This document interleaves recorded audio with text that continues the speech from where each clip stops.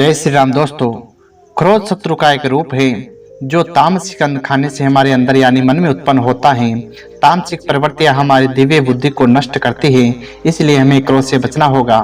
एक व्यक्ति ने अपनी क्रोधी पत्नी से तंग आकर उसे कीलों से बड़ा बैग देते हुए कहा, तुम्हें जितनी बार क्रोध आए तुम थैले से कील निकाल कर अपने बाड़े में ठोक देना। उसकी पत्नी को अगले दिन जैसे ही क्रोध आया उसने एक कील बाड़े की दीवार पर ठोक दी। ये प्रक्रिया लगातार कई दिनों तक चलती रही।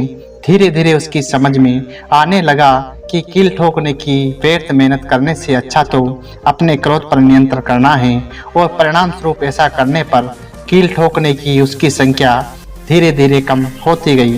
वो बहुत प्रसन्न हुई। एक दिन ऐसा भी आया कि पत्नी ने दिन में एक भी कील नहीं ठोकी। उसने खुशी खुशी ये बात अपने पति को बताई। वे बहुत प्रसन्न हुए और कहा, जिस दिन तुम्हें लगे कि तुम एक बार भी क्रोधित नहीं हुई तब ठोकी हुई कीलों में एक कील बाहर निकाल लेना। पत्नी ऐसा ही करने लगी। एक दिन ऐसा भी आया कि बाड़े में एक भी कील नहीं बची। उसने खुशी खुशी ये बात अपने पति को बताई।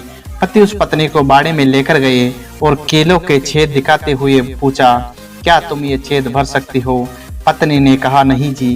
पत्नी ने उसके कंधे पर हाथ रखते हुए कहा, अब समझी, क्रोध में तुम्हारे द्वारा कहे गए शब्द दूसरे के दिल में से छेद कर देते हैं जिनकी भरपाई भविष्य में तुम कभी नहीं कर सकते।